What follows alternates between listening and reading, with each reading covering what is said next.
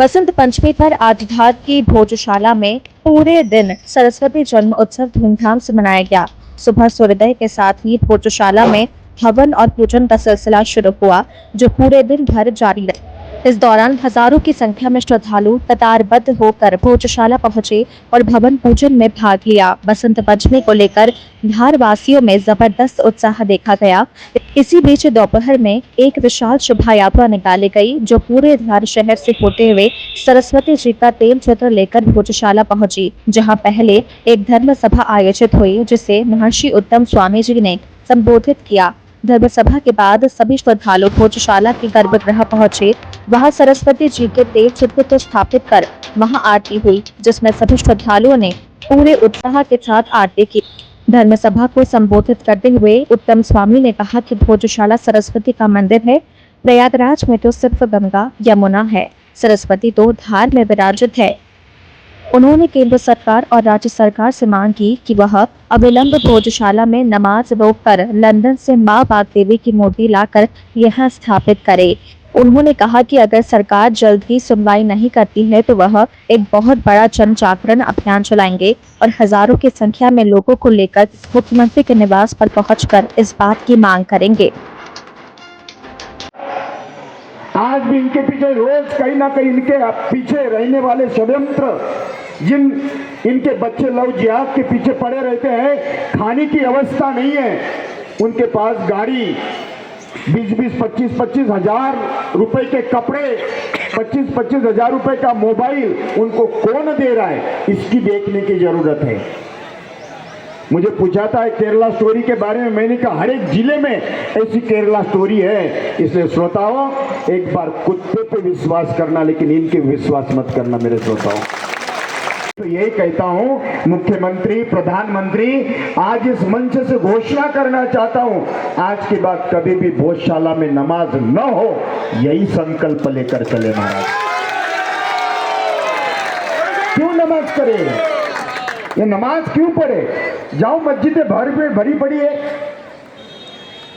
जाओ अयोध्या में आपको जमीन दी बनाए, वहां जाकर करे। जाओ आपको नमाज पढ़ना हो तो मक्का मदीना चले जाए, मां सरस्वती के चरणों में आकर आपको नमाज। हाँ, मैं कहता हूं, नमाज पढ़ना है तो रुद्राक्ष की माला आकर मां सरस्वती को प्रणाम करे, हम स्वीकार है।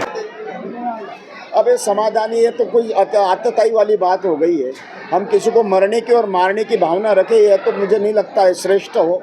लेकिन फिर भी हाँ, इस तरह के बयान देना शंकराचार्य जी को भी अच्छा नहीं लगता है, मुझे नहीं लगता है देना चाहिए। अगले साल शुक्रवार और बसंत पंचमी एक दिन है, तो ऐसी स्थिति में क्या बिल्कुल प्रण करेंगे कि नमाज नहीं होने दी जाएगी? मुझे लगता है कि यहाँ नमाज नहीं होना चाहिए। इनका ये स्थान नहीं था, ये ज़बरदस्ती से अपना कब्जा करने में लगे हैं। सरकार उसी में आगे बढ़े, बिल्कुल नमाज नहीं होना चाहिए। सरकार को आप सपोर्ट करते हो, उन्हें बार-बार नमाज पढ़वाइए। अब वो क्या, किस कारण, किस मजबूरी, क्या भय के कारण हुआ, लेकिन मैं तो सभी से कहूँगा कि अगले साल से अब विरोध या कोई संघर्ष नहीं, मुस्लिम समाज इसको समझे और अपनी भाईचारा दिखाए। यहाँ आप न आकर अपने आप को, ये सनातन को सौंप दे, ये आपका भाईचारा है, इसमें विवाद करने की ज़रूरत नहीं है जी। दुनिया पर एएसआई का सर्वे चला है, हिंदू पक्षकार, हम आपको निकलने के लिए, भगाने के लिए 25 करोड़ मुसलमान हमारे देश में, उनको कहाँ ले जाएंगे?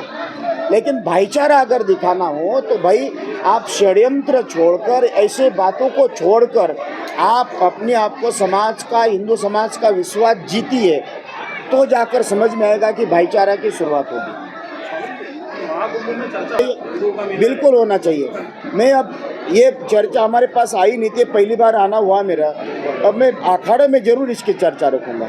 जब हमारी अखाड़ा परिषद की बैठक होगी, उस विषय के ऊपर निश्चित रूप से बात रखूँगा मैं।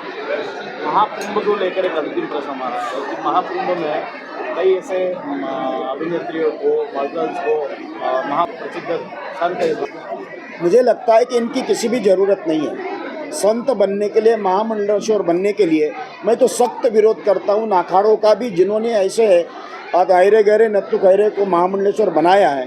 ये जितने भी अभी तक बने हैं उनको बर्खास्त करना चाहिए। कई अखाड़ों ने किया भी है, उसका सुनाई भी आया, लेकिन हर एक व्यक्ति को महामंडलेश्वर बनाने के लिए खाली अखाड़े की अपनी भौज बढ़ाने की कोई भी ज़रूरत नहीं, अच्छे लोगों को रखिए।